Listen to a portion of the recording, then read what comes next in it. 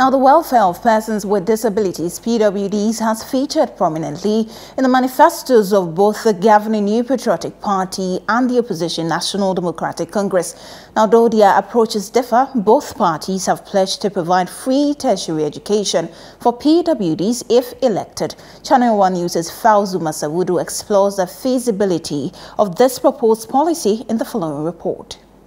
This is Sam Kwache, a 24-year-old visually impaired student at the University of Ghana. He wasn't born this way. 7, 9, then I was complaining of my eyes, and my mom was like, early beginning in childhood, he saw something like that.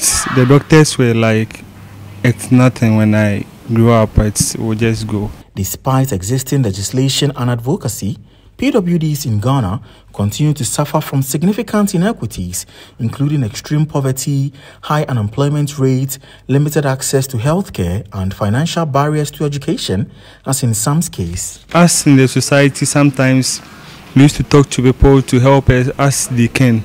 People have been helping little by little, but then even at moments, before this great opportunity with you, I have been making thoughts and thinking about my fees and certain things. Even 3 days ago, I felt like then I should stop the schooling because at the moment I have less than a week to pay my fees. If not, I have to defer my. According to the 2021 population census by the Ghana Statistical Service, approximately 8%, representing over 2 million individuals of the Ghanaian population, experience some form of disability. As the 2024 general elections draw near, discussions on the welfare of PWDs have intensified, with both major political parties pledging to provide free tertiary education for PWDs. A member of the MPP Education Committee, Dr. Kwabena Bempa Tando, explained that their proposal is rooted in the compassion of the party's flag bearer, Dr. Mahamudu Bawumia, towards PWDs. Dr. Bawumia has exceptional passion for persons with disabilities, and it has reflected in his life, both private life and public life.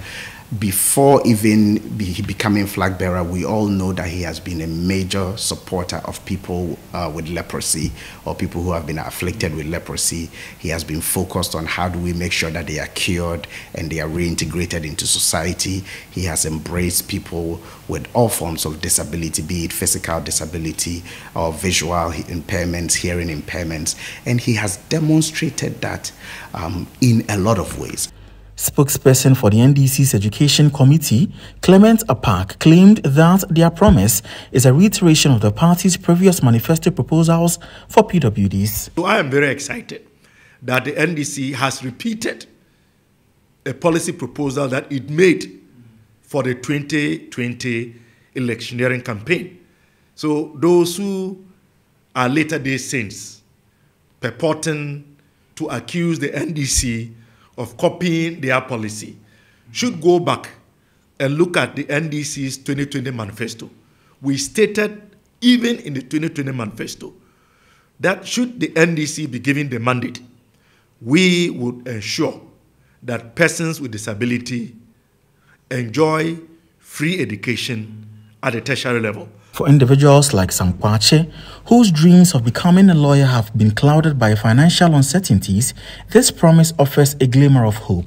A huge, great opportunity for people like me to benefit, because sometimes when you are into such situations and financially you are not stable, or the family is not stable to cater for you, it becomes very tough for you to achieve your goals or something. Education think tank Africa Education Watch believes the proposed policy, if implemented, could contribute significantly towards achieving the UN Sustainable Development Goals related to PWDs.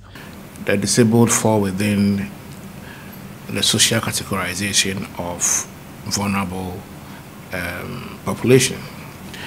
And so providing interventions to remove any possible financial access barriers and other barriers that may exist in their way to accessing tertiary education after providing free basic and secondary education to them is within the strategy and the priorities of the education strategic plan and broadly the sustainable development goal agenda. However, amid the country's rising debt stock and its economic implications, questions persist about how the policy will be funded. The opposition NDC plans to reduce funds allocated to the presidency to finance the initiative. But I believe that we will be able to mobilize the needed resources. I mean, if we are going to cut the budget to the Office of Government Machinery, even by half of the average of 2 billion, that means we have a whole 1 billion per annum. And that will be more than sufficient to cover all first-year students, and I would say including persons with disability.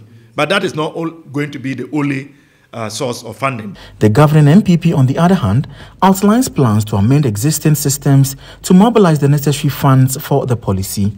So instead of, say, a building that may have cost 2 million Ghana cedis or 3 million Ghana cedis to build, the private sector person will spend 3 million Ghana cedis to build, but in an agreement with government will lease it for over a 15-year period.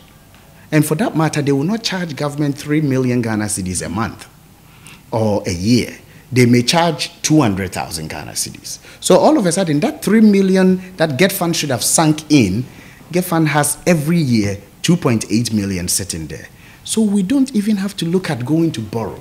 For the country's major political parties, the proposal to provide free tertiary education for persons with disability will provide a great deal of relief for many whose aspirations have remained a mirage as a result of financial barriers. For Channel One News, Fauzu Masaudu, Accra.